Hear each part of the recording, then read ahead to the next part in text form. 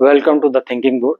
तो यहाँ पे जो हम आज वीडियो लेके आए हैं वो लाए हैं इथिक्स से रिलेटेड, क्योंकि हम थोड़े ही दिन में यहाँ पे इथिक्स की क्लासेस शुरू करने वाले हैं जो फ्री ऑफ कॉस्ट रहेंगी।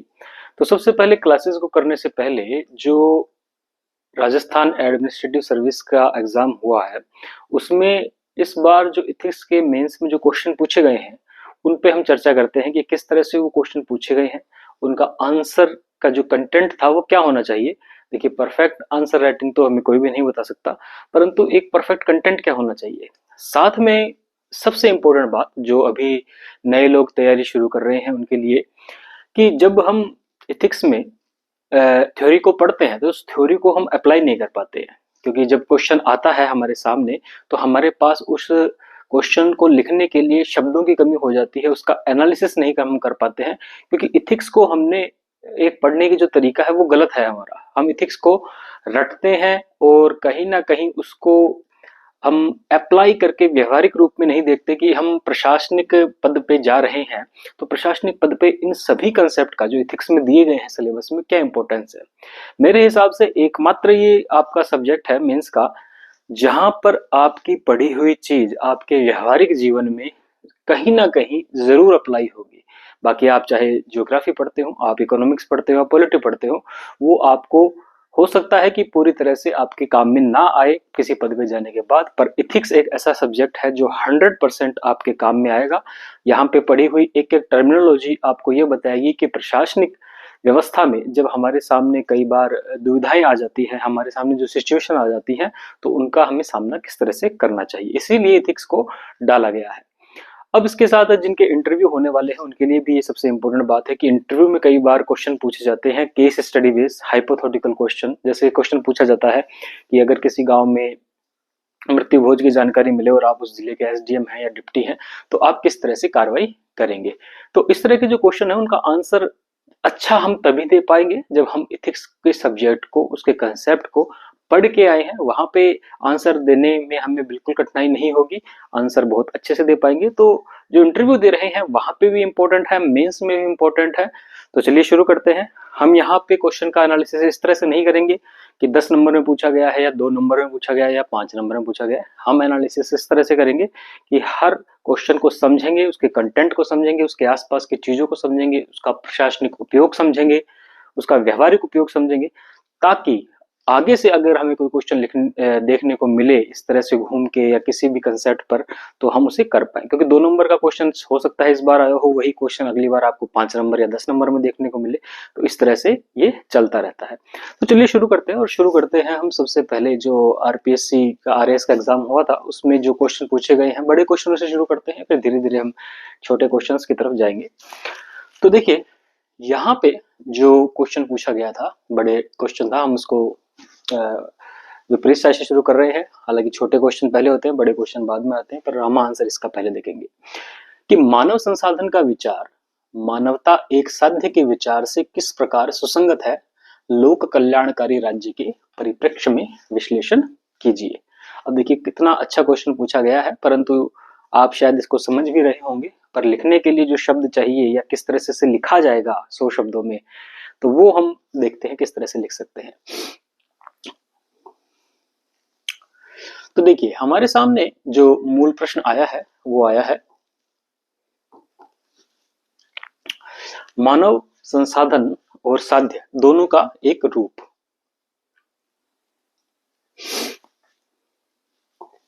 तो मूल प्रश्न है कि human resource consistent with humanity as an and.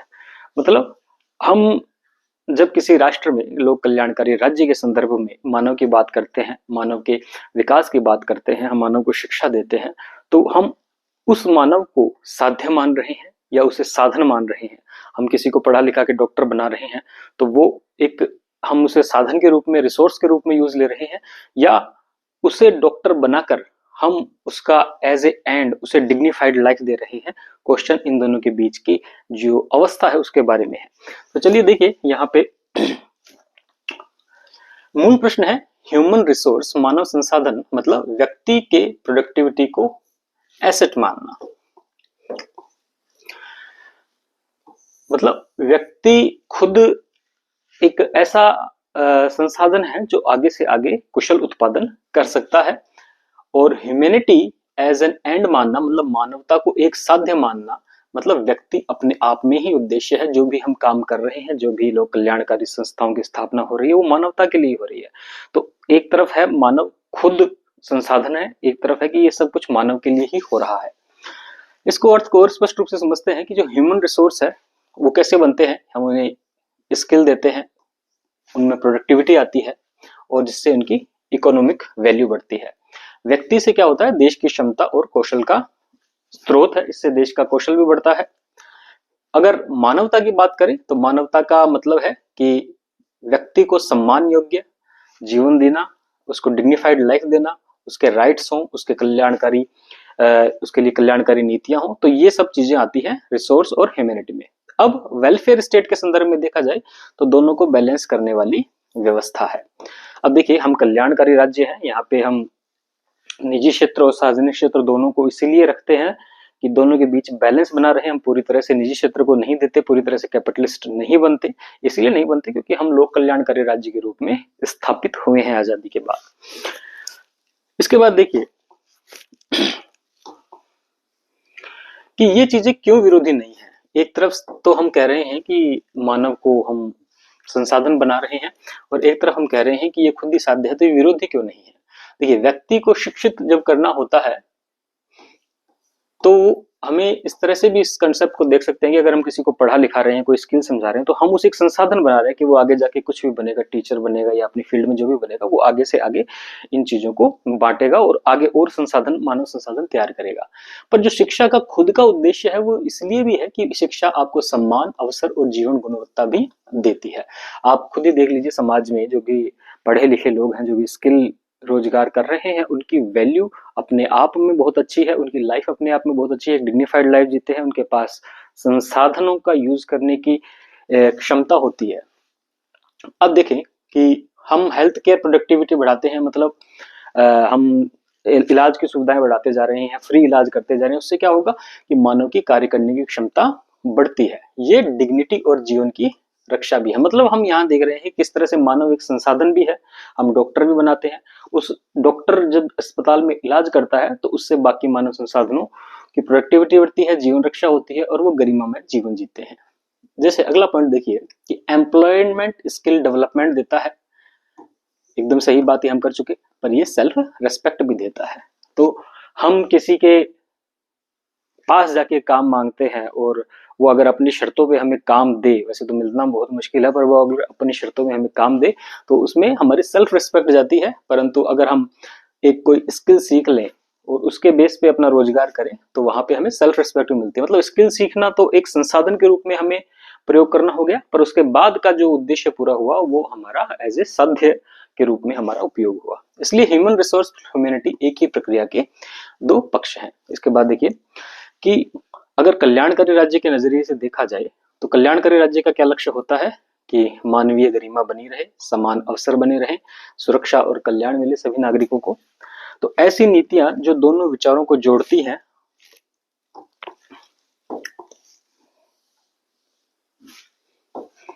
वो क्या है? शिक्षा। अगर आप किसी को शिक्षा देते हैं तो उसको आप रोजगार के काबिल बनाते हैं, वो गरिमामय जीवन जीता है। साथ में अगर स्वास्थ्य की सुविधाएं होती है तो उसकी प्रोडक्टिविटी बढ़ती है, काम करने की क्षमता बढ़ती है और जो जीवन का अधिकार है उसकी रक्षा होती है, जो अपने आप में एक साध्य है। और हम उसे सामाजिक सुरक्षा देते हैं लोक कल्याणकारी राज्य में, जैसे पेंशन योजना और भी तरह के फंड्स जाते हैं बेघर अनाथ बच्चों के लिए। तो यहाँ पे हम उन्हें स्थायित्व देते हैं और उन्हें ह्यूमन सोसाइटी का एक हिस्सा होने का डिग्निफाइड रूप में अवसर प्रदान करते हैं। तो इसका मतलब ये हुआ कि मानव एक लक्ष्य भी है और विकास का माध्यम भी है।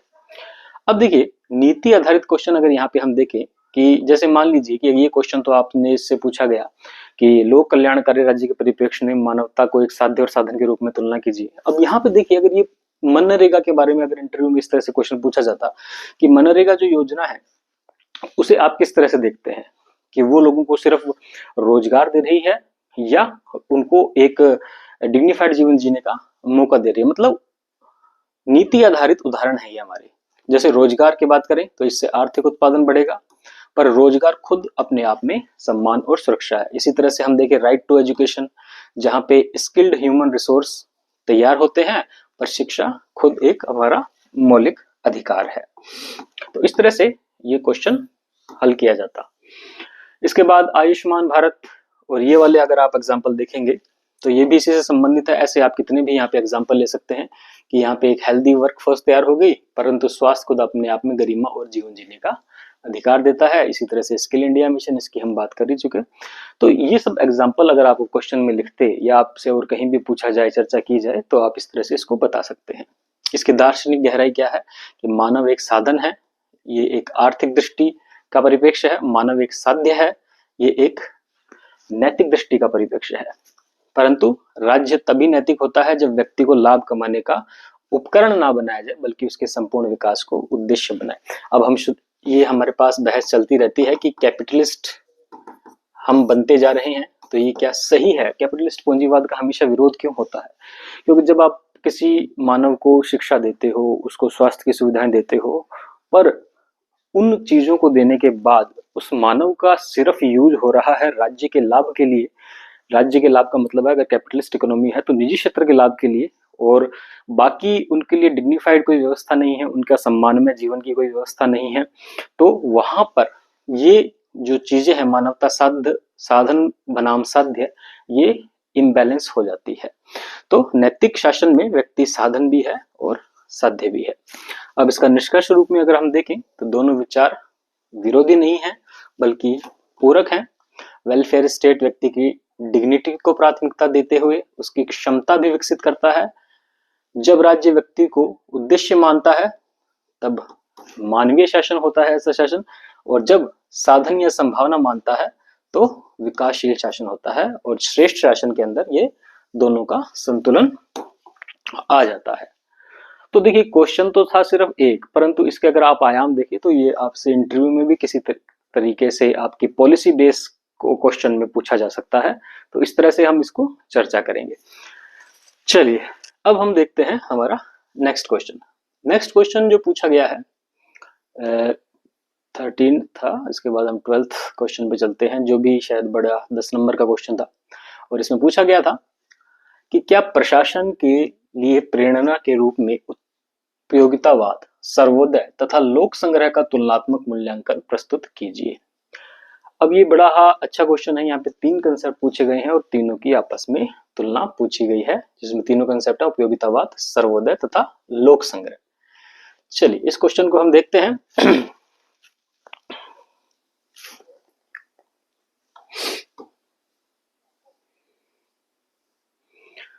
तो ये रहा हमारा क्वेश्चन।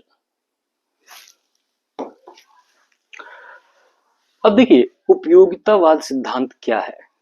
तो सबसे वैसे इथिक्स पढ़ोगे तो थ्योरी में ये सिद्धांत बार बार आएगा।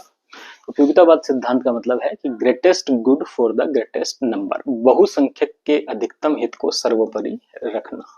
2 नंबर के लिए छोटी सी परिभाषा, मतलब यहाँ पे जब आप किसी का भला करने जा रहे हो, तो वहां पे जो सबसे महत्वपूर्ण चीज है वो ये देखी जाएगी कि इस काम से कितने ज्यादा संख्या में लोगों का भला होगा। समझ रहे हो? अगर कोई पॉलिसी बनाई जा रही है तो वो इसलिए बनाई जा रही है कि ज्यादा से ज्यादा लोगों को उसका लाभ मिले। ये है उपयोगितावाद, मतलब उसकी उपयोगिता सर्वाधिक लोगों तक पहुंचे। इसका जो इथिकल बेसिस है वो है परिणाम आधारित। मतलब हम कोई पॉलिसी को इसलिए नहीं बना रहे हैं कि हम किसी खास वर्ग के लिए, खास ग्रुप के लिए, किसी भी तरह का ग्रुप हो सकता है, उसके लिए कुछ अचीव करना चाहते हैं। हम यहाँ पॉलिसी इसलिए बना रहे हैं कि हम ज्यादा से ज्यादा लोगों के लिए अच्छे परिणाम, पॉजिटिव आउटकम चाह रहे हैं। यहाँ पे क्वालिटी इतनी मैटर नहीं करती, क्वांटिटी ज्यादा मैटर करती है कि संख्या ज्यादा होनी चाहिए। अब इसका एडमिनिस्ट्रेटिव स्ट्रेंथ्स क्या है? अगर हम प्रशासन में इस सिद्धांत को अपनाते हैं तो हमारे पास क्या क्या चीजें इससे अच्छी आ सकती हैं? इससे आ सकती है कि कॉस्ट बेनिफिट थिंकिंग। जब हम ज्यादा से ज्यादा लोगों के लिए काम करेंगे तो वहां पे हमारी लागत भी बचेगी, लागत कम होगी, लाभ अधिक होगा, जनहित पर हमारा फोकस रहेगा। मतलब अगर 100 में से 70 लोगों का भला हो रहा है किसी पॉलिसी से, तो वो जनहित पर फोकस माना जाएगा। और प्रभावशीलता, इस पर जो पब्लिक सर्विस एफिशिएंसी है वो बढ़ेगी, मतलब ज्यादा से ज्यादा लोग प्रभावित होंगे तो जाहिर सी बात है कि उसका जो आउटकम निकल के आता है लोगों के माइंड में वो काफी अच्छा होता है। गवर्नमेंट, हम बात करेंगे कि इसके एडमिनिस्ट्रेटिव रिस्क क्या है। तो यहाँ पे देखिए कि अल्पसंख्यकों के हितों की अनदेखी हो सकती है, क्योंकि उपयुक्तवाद तो कह ही रहा है कि 100 में से 70 लोगों के लिए अगर पॉलिसी बनी है तो वो सबसे अच्छी पॉलिसी है। 30 लोग उसमें रह भी गए तो कोई बात नहीं, तो जो 30 लोग बचे हैं उनकी अनदेखी हो सकती है। दूसरा, इथिकल शॉर्टकट्स पॉसिबल, मतलब देखिए नैतिकता क्या है। नैतिकता ऐसे तो कहती नहीं कि 100 में से सिर्फ 70 लोगों के लिए काम कीजिए।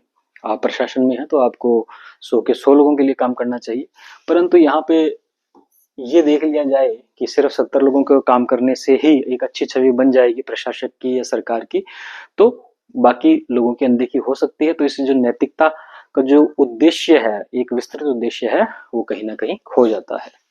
जैसे एग्जाम्पल देखें उपयोगितावाद का, कि हमने कोविड में वैक्सीनेशन की ड्राइव्स चलाई कि सबको वैक्सीनेशन लगानी है। रोड सेफ्टी पे हम जो नियम बनाते हैं वो लगभग सभी के लिए हैं। सब्सिडीज दी जाती है, वो लगभग ये सभी की सभी जो कंसेप्ट हैं ये उपयोगितावाद पे ही आधारित है। अब यहाँ पे इंटरव्यू में पूछ लिया जाए आपसे कि सब्सिडीज जो दी जाती है तो ये क्या सही है या गलत है, तो आप एज ए प्रशासक इसका निर्णय कैसे करेंगे। तो देखिए प्रशासक का काम वैसे तो पॉलिसी बनाना नहीं है, पॉलिसी को इम्प्लीमेंट करना है। फिर आप यहाँ पे उपयोगितावाद का सहारा लेंगे, क्योंकि हम एक बहुत बड़ी डेमोक्रेसी है और यहाँ पे पॉलिसी का उद्देश्य होता है कि मैक्सिमम नंबर्स का बेनिफिट। तो इसीलिए जो सब्सिडी दी जाती है, क्योंकि यहाँ पे हम अंडर डेवलप्ड है, मतलब विकासशील की कैटेगरी में है, परंतु अगर हम स्टैंडर्ड्स देखें अगर डॉलर में प्रतिदिन की आय का, तो हम देख पाएंगे कि हमारा एक बहुत बड़ी जनसंख्या का भाग कहीं ना कहीं बहुत अधिक वंचित है संसाधनों के उपयोग से, इसलिए हम सब्सिडी उनको देते हैं। तो यह है उपयोगितावाद का कंसेप्ट। अब ऐसा नहीं है कि ये यहाँ पूछा गया है तो फिर से नहीं पूछा जाएगा, ये 2 नंबर 5 नंबर इंटरव्यू और आपके कहीं भी चीजें काम आ सकती हैं। चलिए अगली तुलना करनी थी हमें अगले कंसेप्ट की, जो कि है हमारा सर्वोदय। अब देखिए सर्वोदय का कंसेप्ट आपको ऐसे देखने में लगेगा कि ये सभी का उदय, ठीक है। उपयोगितावाद सभी का उदय नहीं था, मैक्सिमम नंबर का, 100 में से 70 का। तो ये बात करेगा 100 में से 100 लोगों की।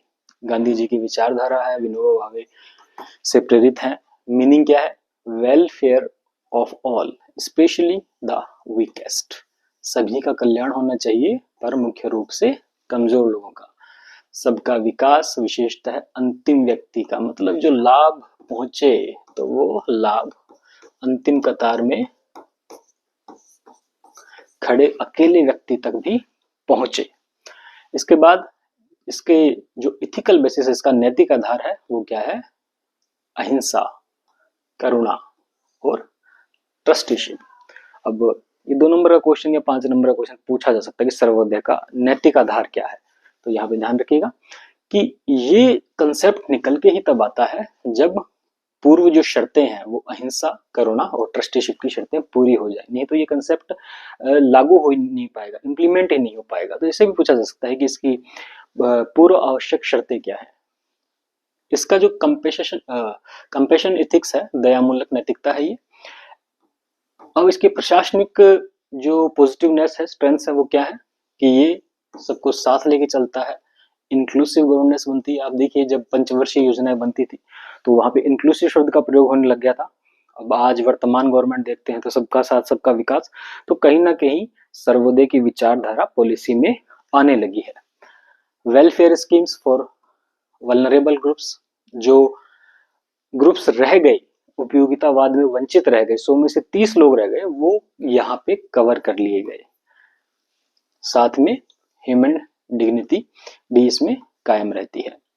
इसके एडमिनिस्ट्रेटिव रिस्क है, मतलब इसके नेगेटिव इम्पैक्ट क्या आ सकते हैं। जैसे उपयोगितावाद में था कि 30 लोगों का भला नहीं हुआ और एथिकल शॉर्टकट्स हो गए, तो यहाँ पे आ सकते हैं कि स्लोअर डिसीजन मेकिंग। जैसे वर्तमान में हमारी जो आर्थिक स्थिति है, हम चाहते हैं कि तेजी से विकास हो, परंतु जब सबको साथ लेके चलेंगे, सबसे कमजोर को भी साथ लेकर चलेंगे, तो यहाँ पर उनके लिए नीति निर्माण और इम्प्लीमेंटेशन में बहुत टाइम लग जाता है। तो ये इसका ड्रॉबैक हो जाता है।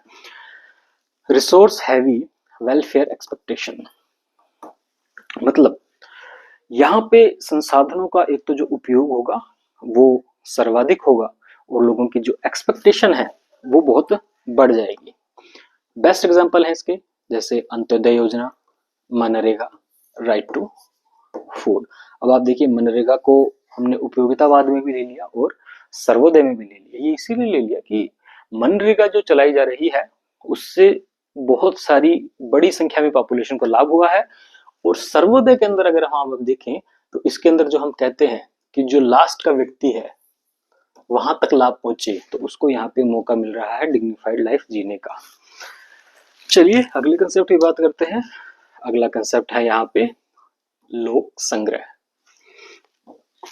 अब ये जो कंसेप्ट है इसकी तुलना करनी है हमें उन दोनों के साथ, उपयोगितावाद और सर्वोदय के साथ। तो इसका ओरिजिन कहाँ होता है? इसका ओरिजिन होता है भगवत गीता का वेलफेयर थ्रू ड्यूटी।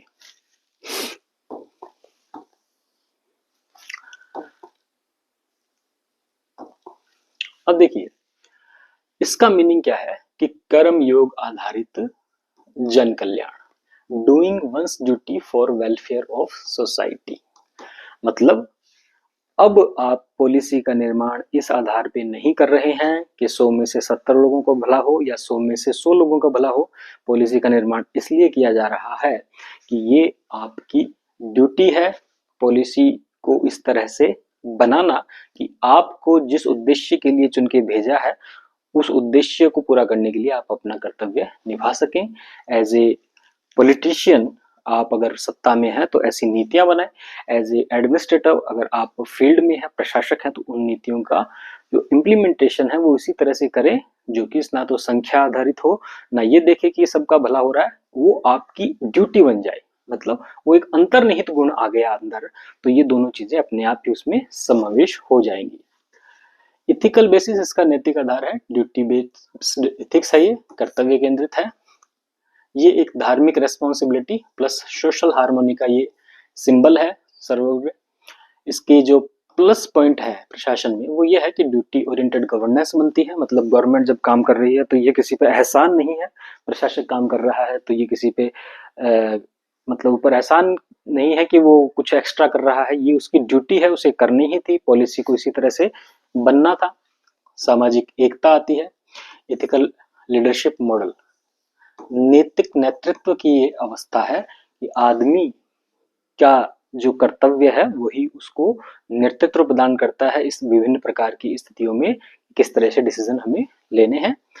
इसका नेगेटिव आउटकम क्या है कि ओवर आइडियलिज्म पॉसिबल, अति आदर्शवाद की ओर ये स्थिति चल जाती है कि ये मेरी ड्यूटी है, मुझे करना है, तो ये एक कहीं ना कहीं अति आदर्शवाद की स्थिति उत्पन्न हो सकती है। यहाँ पे रिक्वायर्स स्ट्रॉन्ग पर्सनल मोरालिटी, हर व्यक्ति के लिए ये संभव नहीं है।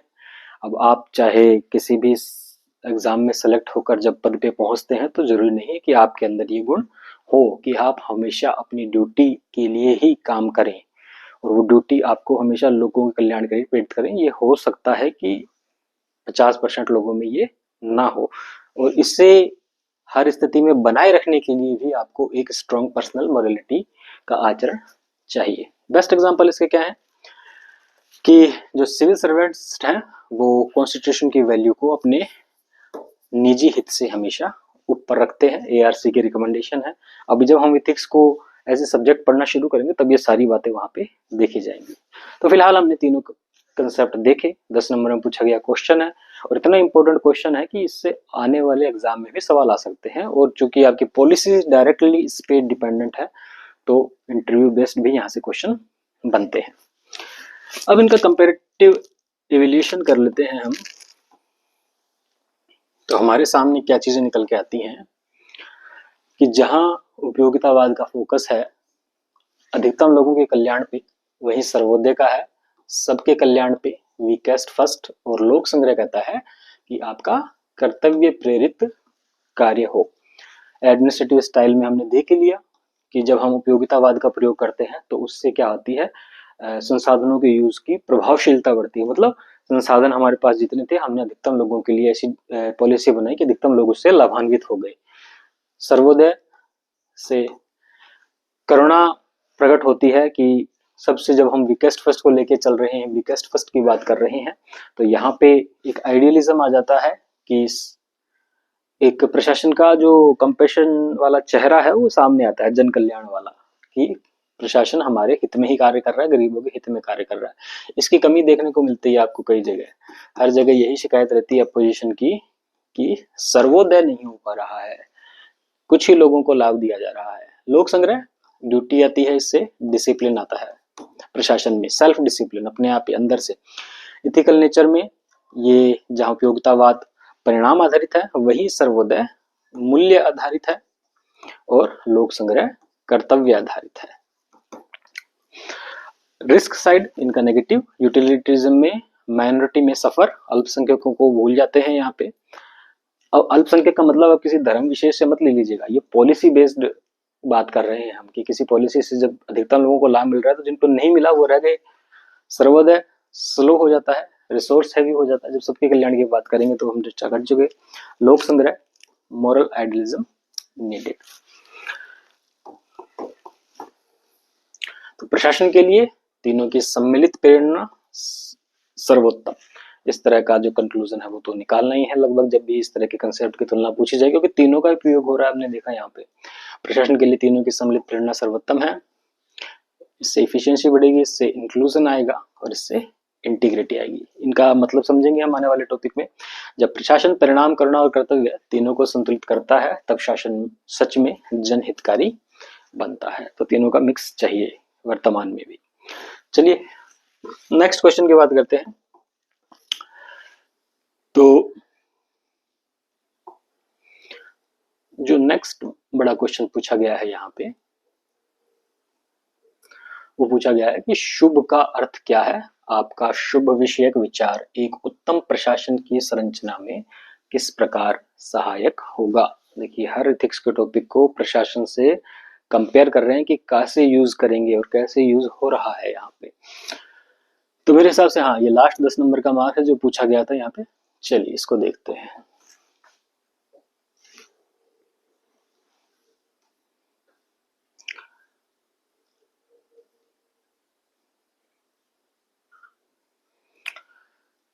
क्वेश्चन सुखवाद का विरोधाभास, ये शायद इससे अगला क्वेश्चन मिलेगा। हाँ, शुभ विचेत। देखिए शुभ का कंसेप्ट पहले समझ लेते हैं, बाद में समझेंगे प्रशासनिक उपयोगिता। तो शुभ का जो कंसेप्ट है वो ये है, गुड का मतलब है जो हितकारी हो, लाभकारी हो, प्लस जो नैतिक रूप से सही हो, इथिकली राइट हो। लाभकारी चीजें बहुत सारी हो सकती है।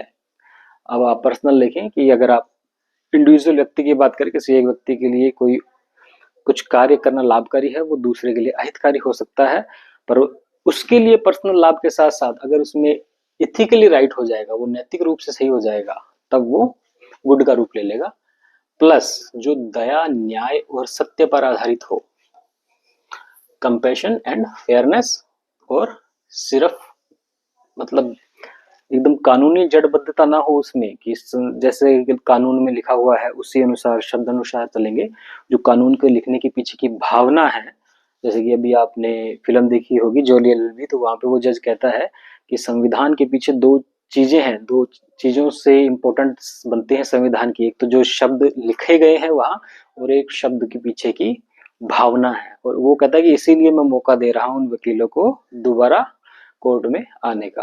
तो ये बहुत इंपॉर्टेंट बात होती है कि हमें शब्दशः नहीं चलना है, उसके पीछे की जो भावना है उसको लेके चलनी है। तो यहाँ पर है ये गुड का एक वास्ट मीनिंग, ठीक है, बड़ा मीनिंग। इसके बाद इसका दार्शनिक आधार क्या है? देखिए अरस्तु ने कहा हर कर्म का लक्ष्य शुभ है। Good is the ultimate aim of all action. हम जो भी कार्य कर रहे हैं उसका जो एम है वो गुड से प्रेरित होना चाहिए। गांधी जी कह रहे हैं कि the good lies in intention not just the act. यही वही बात है कि हमारे कार्य में नहीं, हमारे कार्य करने की जो अंदर की इच्छा है, इंटेंशन है, उसमें भी दिखना चाहिए। यहाँ पे मिल कह रहा है greatest good for greatest number, अधिकतम लोगों का हित, उपयोगितावाद की बात। तो ये गुड का एक दार्शनिक आधार है। इसके बाद देखिए कि why good is not equal to legal. मतलब गुड को हम विधिक के साथ बराबरी इसकी क्यों नहीं कर सकते? जो विधिक है वो शुभ नहीं है क्या हर बार? ये बात है यहाँ पे। तो जो लीगल है मतलब वो नियम के हिसाब से सही है, वो लॉ के हिसाब से सही है, रूल बेस्ड करेक्टनेस है उसमें। परंतु जो गुड है वो नैतिक रूप से सही है, मॉरली बेनिफिशियल है। कई बार कानून सही होता है पर मानवीय नहीं होता। जैसे एग्जांपल कि ईडब्ल्यूएस दस्तावेजों की कमी है, योजना से हम उसे वंचित कर रहे हैं, ये लीगल तो है पर गुड नहीं है। इस तरह से और भी कुछ देख सकते हैं कि किसी वृद्धा को पेंशन की जरूरत है, उसके पास जनाधार, इस तरह की आईडी, आधार, ये सब कुछ नहीं बना हुआ, परंतु उसे पेंशन की जरूरत है। अब कानून तो क्या कहता है कि कानून कहता है कि भाई जब तक कागज नहीं मिलेंगे तब तक इसकी पेंशन हम शुरू नहीं कर सकते। परंतु यहाँ पे गुड यही होगा कि आप उस पे ऐसा कोई नियम बनाएं ऐसे लोगों के लिए जो वाकई में वंचित हो, और उनको बाईपास करके आप उसकी पेंशन शुरू कर दे, धीरे धीरे उसके कागज आप बना सकते हैं। ऐसा सिस्टम बन सकता है कि एक बार सिस्टम को बाईपास करके उसको तुरंत लाभ दिया जा सके। ऐसी पावर दी जा सकती है एसडीएम को और कलेक्टर को। इसमें कोई बड़ी बात नहीं है कि अगर वो खुद साक्षी है, उनके सामने अगर आया है कोई लाभार्थी जिसको लाभ की जरूरत है, तो इस तरह से एक व्यवस्था होनी चाहिए। उससे क्या होगा, जो इंटेंशन है वो पूरा हो जाएगा। शुभ का सामाजिक रूप क्या है? शुभ का सामाजिक रूप में हम देखते हैं इसमें सभी का कल्याण हो, समाज का न्याय आए, करुणा आए, मानवीय गरिमा बनी रहे, कमजोर वर्गों का संरक्षण होता रहे। तो ये तो थी शुभ की परिभाषा, जो क्वेश्चन का पहला पार्ट था कि शुभ विषयक विचार। अब इसका हम प्रशासन में उपयोग समझते हैं कि गुड इन एडमिनिस्ट्रेशन कैसे यूजफुल होगा। इससे क्या होगा, अगर प्रशासन में शुभ की संकल्पना आ जाएगी तो सिटीजन सेंट्रिक डिसीजन, जन केंद्रित निर्णय आप लेंगे, अपने आप ही लोकहित के निर्णय लेंगे।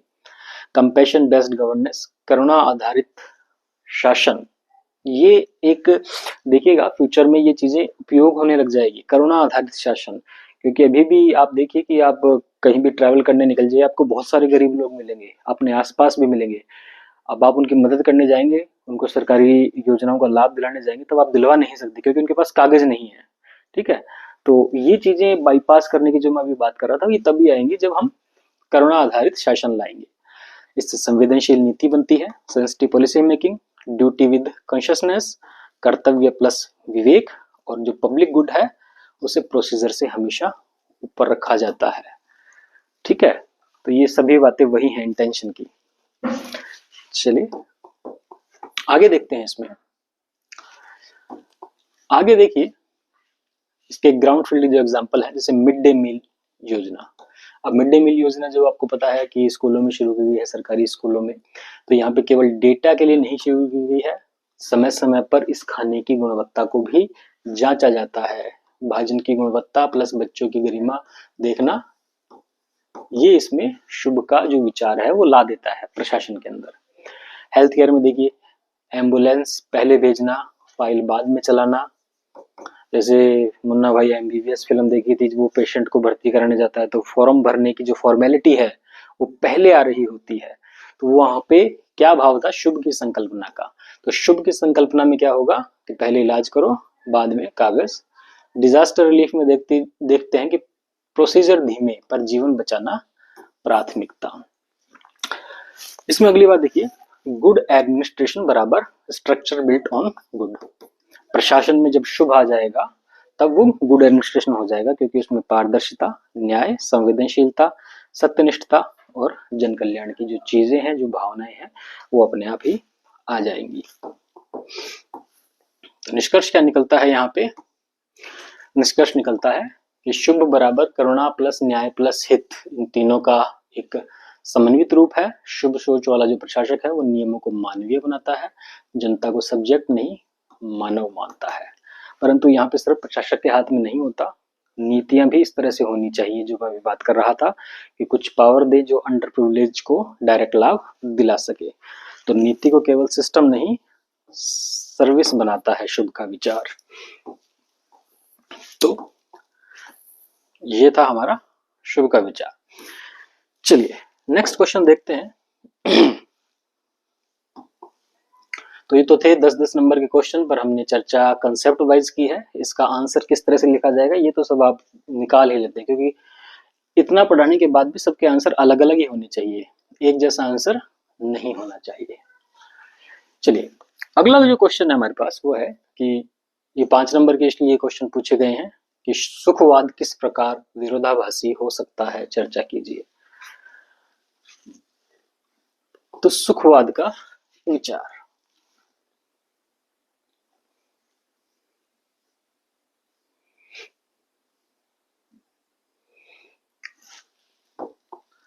अब देखिए सुखवाद मतलब, सुखवाद का सिंपल सा मतलब है कि हर आदमी सुख चाहता है, परंतु इसके चाहने के पीछे ही इसमें कई सारी समस्याएं आ जाती हैं।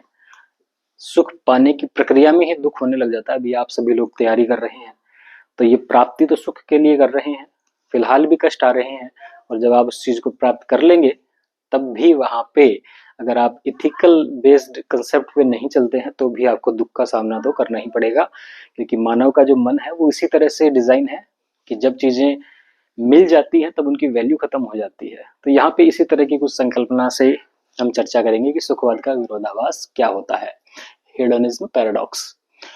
इसका मतलब है प्लेजर को जीवन का सर्वोच्च लक्ष्य मानना। सुखवाद तो ये बात करता है, मूल विचार है हेडोनिज्म, सुख ही सर्वोच्च है, सारे कार्य सुख की दिशा में होने चाहिए, जिस कार्य से सुख मिले वही करो, जिससे ना मिले वो ना करो। तो ये तो कहता है हेडोनिज्म।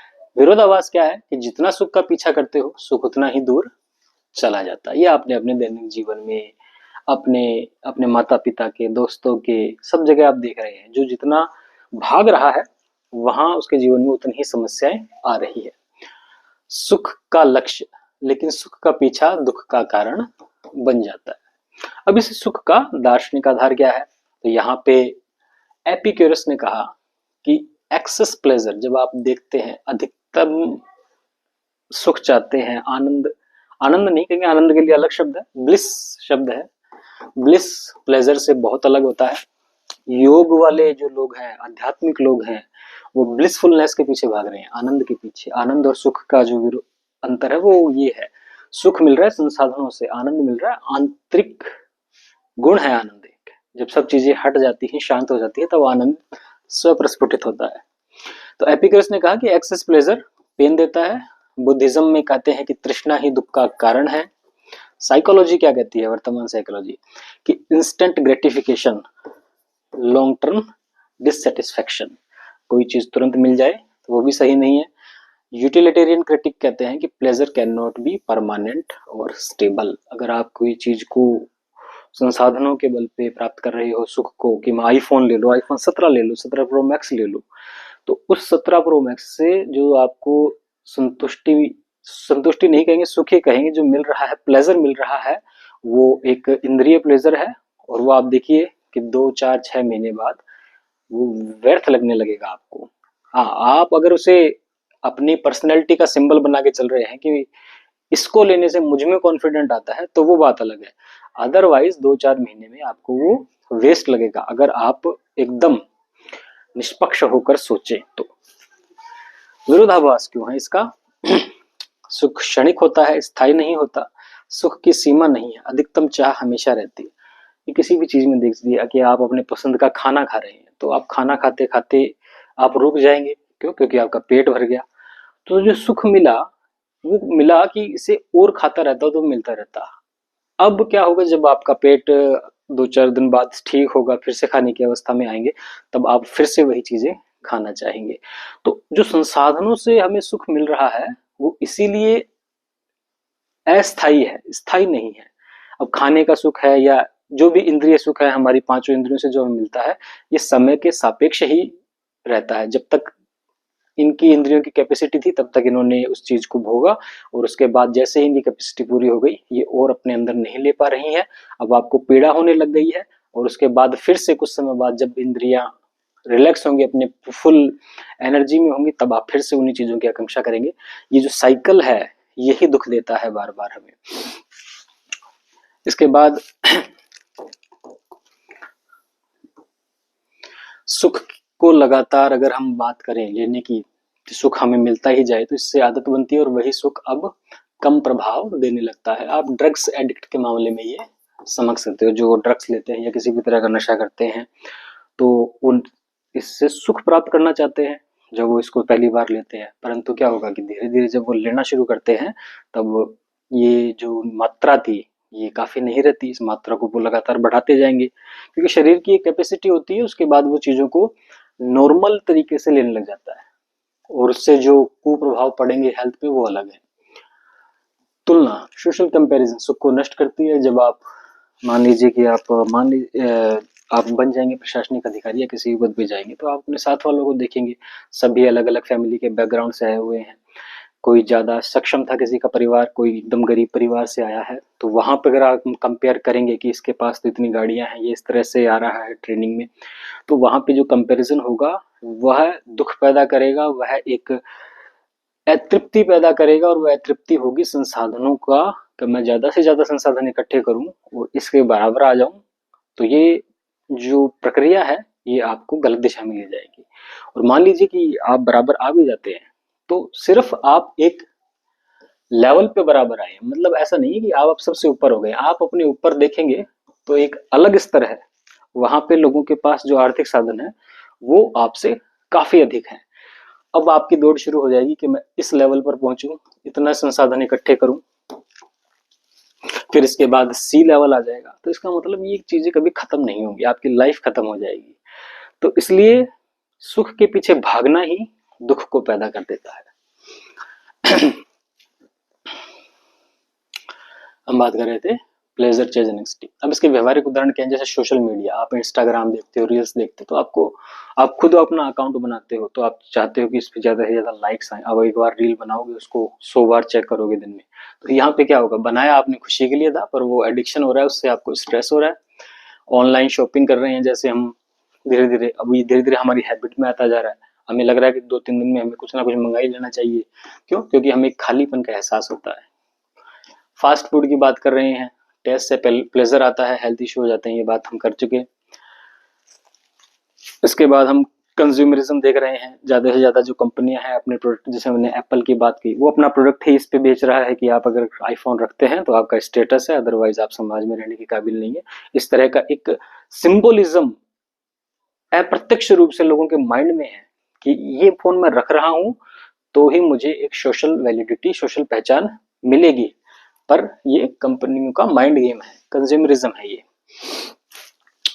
इसके बाद प्रशासनिक दृष्टि से अगर हम देखें इस चीज को, तो ये short term popularity versus long term public welfare का बीच का स्ट्रगल है।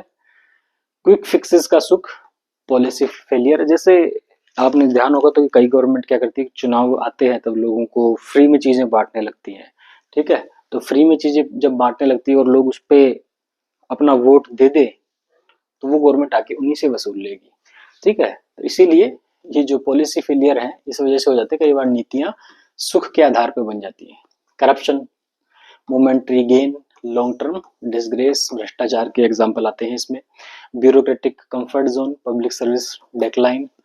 अगर आप सुख ही ढूंढ रहे हैं प्रशासनिक सेवाओं में आने के लिए तो आपको फिर अच्छा पद चाहिए होगा, अच्छा शहर चाहिए होगा, आप आरएस अधिकारी बन गए तो आपको लगेगा कि अब मैं अच्छे जिले में पोस्टिंग ले लूं, जयपुर में ले लूं, जयपुर में भी लगेगा कि जयपुर शहर में ले लूं।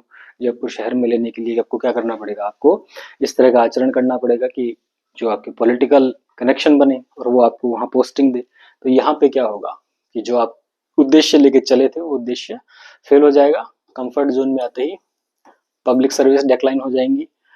Emotion driven decision, institutional loss. तो ये सब साधारण बातें हैं। इसका मनोवैज्ञानिक विश्लेषण क्या है, सुख की आदत हो जाती है, ये हम पता है वो रील्स वाला एग्जाम्पल। अगर हम इसी माइंडसेट के साथ अगर जीवन में सुबह उठ के काम करने जाते हैं कि आज सुख मिलेगा तो ही हम काम करेंगे, तो धीरे धीरे क्या होगा कि आप इसके बिना काम करना छोड़ देंगे और आपका जो कर्तव्य है वो अपूर्ण रह जाएगा। रिवॉर्ड लूप, डोपामिन क्रेविंग बढ़ती है। डोपामिन क्रेविंग जैसे इंस्टाग्राम आपने अकाउंट बनाया, रील्स आ रही पे लाइक आ रहे हैं तो आपको अच्छा लग रहा है, नहीं आ रहे तो स्ट्रेस आ रहा है।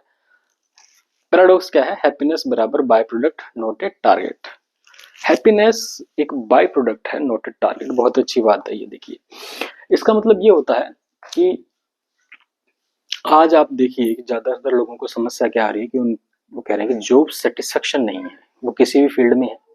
हम प्रशासनिक बात नहीं कर रहे, वो किसी भी फील्ड में, वहाँ कह रहे हैं जॉब सेटिस्फेक्शन नहीं मिल रहा है। क्यों नहीं मिल रहा है? क्योंकि उन्होंने जो जॉब चुनी थी, वो चुनी थी पैसे के लिए, ठीक है। अब पैसे के लिए जब चुनी तो पैसा आ रहा है या नहीं आ रहा है, पर जो उसके पीछे उस जॉब के कर्तव्य थे वो करने में मजा नहीं आ रहा, वो काम करने में मजा नहीं आ रहा। तो वो काम करने में जब आपको अंदर से आनंद नहीं आ रहा, मजा नहीं आ रहा, तो क्या होगा कि आप धीरे धीरे डिससेटिस्फेक्शन की ओर जाएंगे। तो प्रक्रिया में ही मजा आना चाहिए। अब कई लोग घूमने निकल जाते हैं अपना काम छोड़ के, या कई लोग एक फास्ट फूड रेस्टोरेंट चला रहे हैं, अपना जो अच्छा बिजनेस खासा छोड़ के खेती कर रहे हैं। तो वो प्रोसीजर पे ध्यान दे रहे हैं, वो टारगेट पे ध्यान दे रहे हैं, और वो लोग आपको खुश मिलेंगे। वो खुशी के पीछे नहीं भागे, वो प्रक्रिया के पीछे भागे। मीनिंग बेस्ड लिविंग हो जाती है इससे। सही।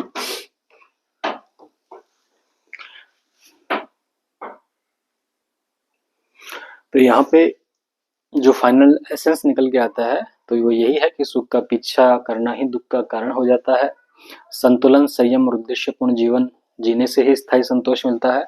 और सुख एक लक्ष्य नहीं है, जीवन को सही जीवन के ढंग से तरीके से जिएंगे तो अपने आप ही सुख बाई प्रोडक्ट के रूप में आएगा। तो ये है सुख का विरोधाभास। 5 नंबर का क्वेश्चन था, बहुत सारा मैटर लिखने के लिए। समझाया इसलिए है कि आपको ये व्यावहारिक जीवन, प्रशासनिक जीवन और जो हम तैयारी कर रहे हैं इसके मेंस इंटरव्यू में कहीं भी घूम के किसी भी कंसेप्ट के साथ लिंक करके पूछ सकते हैं। चलिए अगला क्वेश्चन है हमारे पास, बड़ा अच्छा क्वेश्चन पूछा गया है कि गहन नैतिकता के अभाव में उच्च नागरिकी संभव नहीं है, चाहे वह इस नाम से ना भी जानी जाती हो। ये स्टेटमेंट है R.W. इमर्सन का। अभी देखिए कितना अच्छा क्वेश्चन है। वैसे 5 नंबर में लिखने के लिए अब आपको इस स्टेटमेंट के पीछे की बात, इस स्टेटमेंट के कंसेप्ट पता होनी चाहिए, बाकी प्रशासनिक उपयोग तो है ही। तो चलिए इसको देखते हैं हम।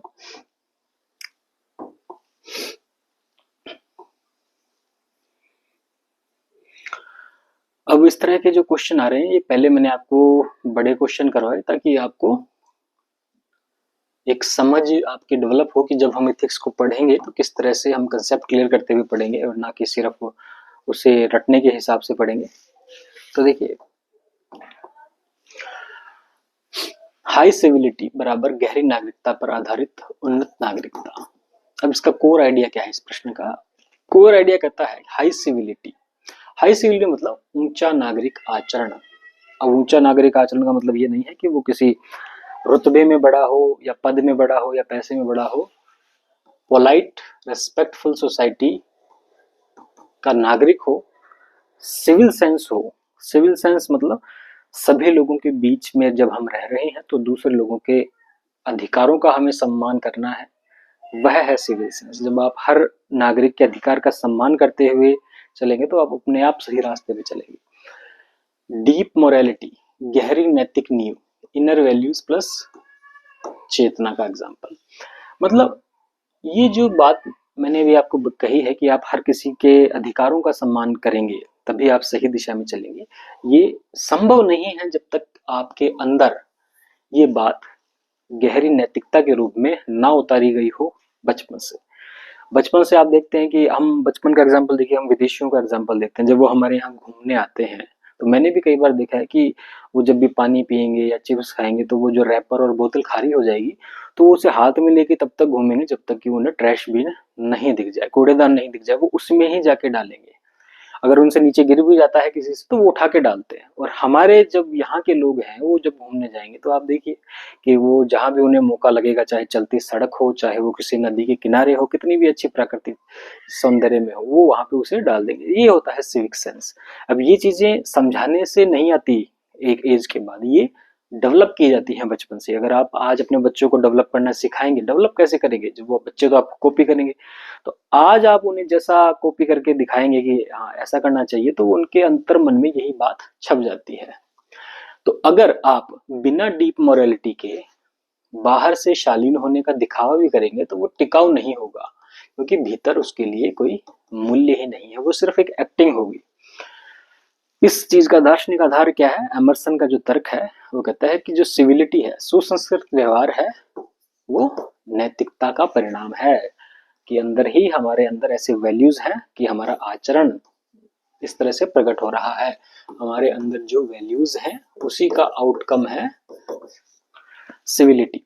बिना नैतिकता सभ्यता केवल दिखावटी बन जाती है। अब देखिए ये जो चीजें मैं आपको मैटर यहाँ पे दिखा रहा हूँ, ये जो बनाया है मैटर, अब यहाँ पे एक एक लाइन में आप क्वेश्चन देख सकते हैं। अब ये अगर क्वेश्चन के रूप में आ जाए अगली बार कि बिना नैतिकता सभ्यता केवल दिखावटी बन जाती है, इसकी व्याख्या कीजिए, 5 नंबर 10 नंबर 2 नंबर कहीं भी, तो हमें कंसेप्ट अगर पता है तो हम उसे लिख सकते हैं।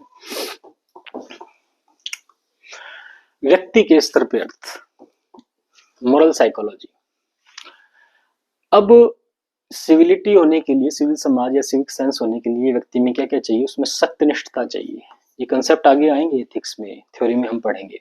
उसमें एम्पैथी चाहिए, सहानुभूति, दूसरों की गरिमा का सम्मान करना, इंटीग्रिटी निरंतर सही व्यवहार, संयम, भावनाओं का संतुलन, करेज, नैतिक साठ, कठिन परिस्थितियों में भी निष्पक्षता।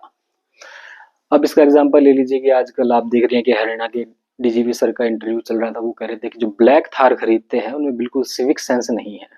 अब वो ये बात एक जनरल स्टेटमेंट के रूप में कह रहे हैं, पर उनका कहने का उद्देश्य यही है कि ज्यादातर लोग ये व्यवहार कर रहे हैं जो उन्हें दिख रहा है वहां हरियाणा में, तब वो ऐसा स्टेटमेंट दे रहे हैं कि उनका जो व्यक्तिगत स्तर पे है वहां पे ये सभी चीजों की कमी है, तभी रैश ड्राइविंग के केस आ रहे हैं, तभी मारपीट के केस आ रहे हैं।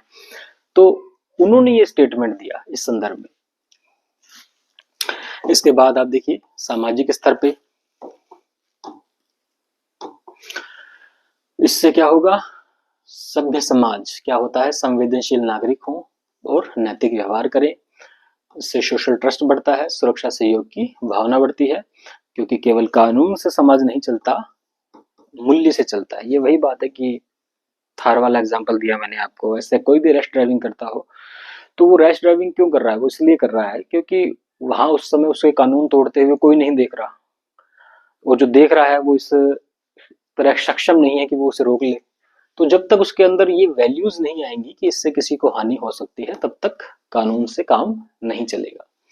Character is the invisible law of society. ये फिर से आप देखिए यहाँ पे क्वेश्चन बनते हैं ये छोटे छोटे।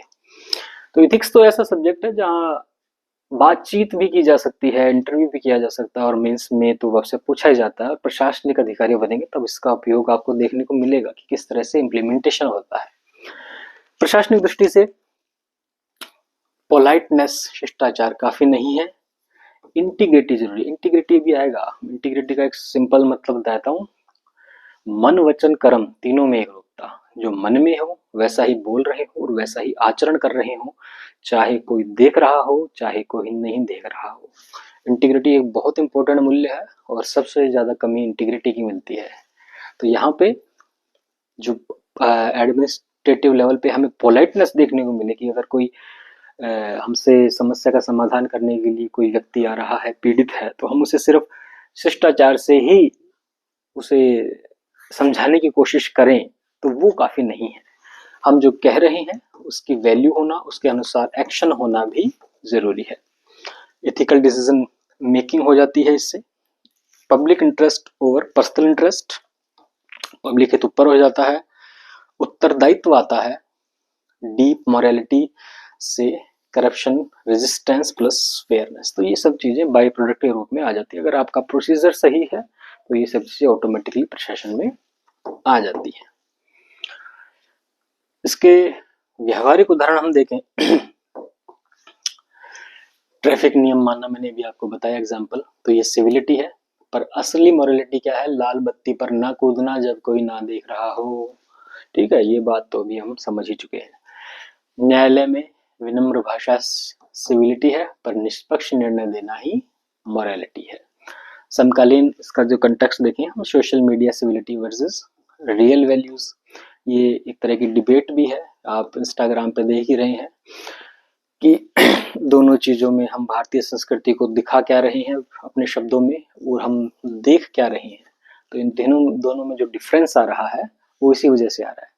Soft speech but corrupt action, more hollow society. हर कोई एक क्वेश्चन है एक स्टेटमेंट का। बात ही मीठी है परंतु उसके पीछे कोई एक्शन नहीं है। जैसे हिंदी में कहावत है, मुंह में राम बगल में छुरी। इसके बाद जो है डीप मोरालिटी, सस्टेनेबल गवर्नेंस बनती है। अगर आप इस तरह से आचरण करते हैं तो एक सतत प्रशासन का विकास करते हैं। अब स्कैंडिनेविया ट्रस्ट सोसाइटीज में जहां हाई सिविलिटी है due to deep morality. Scandinavia country है जैसे नॉर्वे, स्वीडन, फिनलैंड, डेनमार्क, तो यहाँ पे वर्ल्ड का सबसे अच्छा आपको मिलेगा प्रशासन, सबसे अच्छी नागरिकों का जो सिविक सेंस है सबसे ऊपर मिलेगा। यहाँ ऐसा कहा जाता है कि जैसे प्राचीन भारत में घरों में ताले नहीं लगते थे, यहाँ भी लोग अगर अपना घर लॉक ना करें तो इस तरह का कोई क्राइम नहीं होता है। सबसे अच्छा पानी आपको मिलेगा, यहाँ पे सबसे अच्छी शिक्षा सुविधा आपको मिलेगी। तो ये जो स्कैंडिनेवियन कंट्रीज हैं ये इसीलिए है क्योंकि यहाँ पे बचपन से ही उनमें मोरालिटी डाली गई है और उसी के हिसाब से उनका जो आउटकम आ रहा है, परिणाम आ रहा है, वो आज उन देशों को इस स्तर पे ले गया है कि सबसे अच्छे रहने के लिए देश आपको मिलेंगे। हो सकता है क्लाइमेटिक वाइज वो बहुत ठंडे हो, परंतु वैसे सिविक सेंस के हिसाब से सबसे अच्छे देश मिलेंगे आपको। तो इस निष्कर्ष के रूप में कहेंगे असली नागरिकता केवल शिष्ट व्यवहार नहीं होता जब तक बेहतर गहरी नागरिकता ना हो। समाज, प्रशासन और लोकतंत्र तीनों खोखले ही रह जाएंगे इसके अभाव में। चलिए अगला क्वेश्चन करते हैं। मेरे हिसाब से ये थोड़ा लंबा हो जाएगा क्योंकि अभी क्वेश्चंस और भी हैं, तो अब इस क्वेश्चन को करके हम इस वीडियो को एंड करेंगे और जो सेकंड पार्ट होगा वो हम अगली बार लाएंगे। तो अगला क्वेश्चन जो पूछा गया था वो पूछा गया था कि क्या आपके विचार में प्रशासनिक निर्णय राजनीतिक पूर्वाग्रहों से मुक्त होते हैं? मतलब जब आप IAS RS अधिकारी बन जाते हैं तो आप जो निर्णय लेते हैं तो वहां पे क्या पॉलिटिकल प्रेशर होता है या नहीं होता है उस पर? तो ये क्वेश्चन पूछा गया है। चलिए देखते हैं इसको किस तरह से इसका कंटेंट लिख सकते हैं।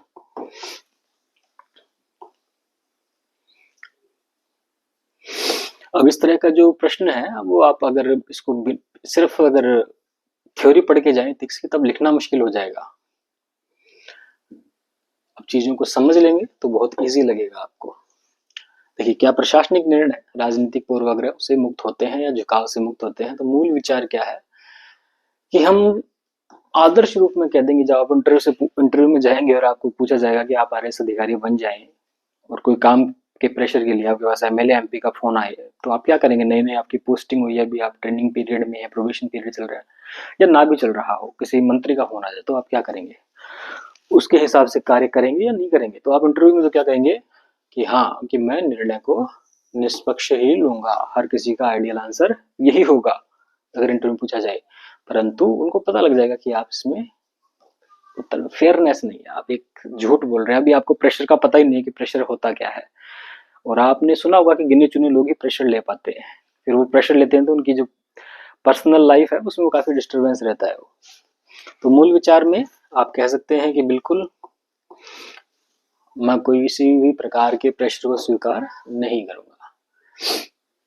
कारण क्या है, हमें प्रेशर क्यों होता है? क्योंकि राजनीति का जो प्रभाव है उससे क्या होता है, पद की असुरक्षा लगती है, दबाव आता है, ऐसा लगता है कि ट्रांसफर करा के कहीं पे गांव में नहीं भेज दे, कोई पिछड़ी क्षेत्र में नहीं भेज दे, किसी ऐसे डिपार्टमेंट में नहीं लगा दे जहाँ पे कोई काम ना हो।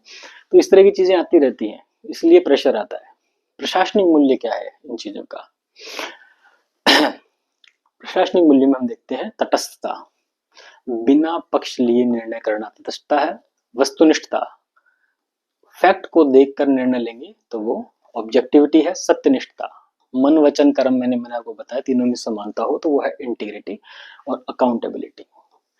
जब तक ये चारों गुण, एडमिनिस्ट्रेटिव वैल्यू हमारे अंदर नहीं है, हमारे चरित्र में नहीं है, तब तक राजनीतिक निर्णय और प्रेशर हम पर आता रहेगा। ठीक है, तो हम नहीं कह सकते कि हम पूर्वाग्रहों से मुक्त होंगे, परंतु ये चारों चीजें अगर हमारे अंदर है तब हम मुक्त हो सकते हैं। तो इनसे फ्री होने के लिए ये चार चीजें हैं, राजनीतिक पूर्वाग्रहों से फ्री होने के लिए। अगली बात वही, राजनीति का प्रभाव क्यों पड़ता है? तो पड़ता इसलिए है क्योंकि ट्रांसफर पोस्टिंग का दबाव है। राजनीतिक संरक्षण, हम किसी विशेष राजनीतिक पार्टी या मंत्री के चहेते बनना चाहें, वो उस के चाहे वो प्रेशर इसलिए डाल रहा हो कि उसका वोट बैंक वहां पे प्रभावित हो रहा हो। आप किसी पॉलिसी को इम्प्लीमेंट कर रहे हो अपने क्षेत्र में एज ए SDM और उससे वहां का एक विशेष वर्ग को नुकसान हो रहा हो, ठीक है, आप पे फिर से प्रेशर आएगा तो वोट बैंक प्रेशर हो जाएगा उनका, क्योंकि वो राजनीतिक के लिए वोट है। अधिकारी की असुरक्षा, जॉब इनसिक्योरिटी, वही सस्पेंशन, ट्रांसफर, फेवरेबल पोस्टिंग की इच्छा, आपकी खुद की इच्छा हो कि मैं बहुत अच्छी जगह जाके बैठूं।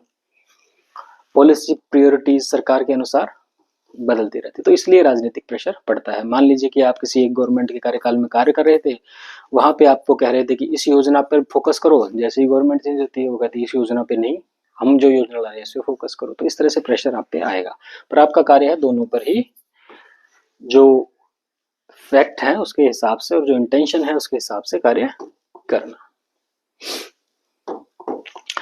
चलिए व्यावहारिक उदाहरण देखते हैं इसका। व्यावहारिक उदाहरण है भीड़ नियंत्रण, राजनीतिक रैलियों में अलग अलग मानदंड। जैसे ही आपकी मान लीजिए आप ऐसे डीएसपी लगे हैं और आपकी ड्यूटी लग जाती है किसी पॉलिटिकल रैली में, अब उस पॉलिटिकल रैली को कंट्रोल किस तरह से करना है।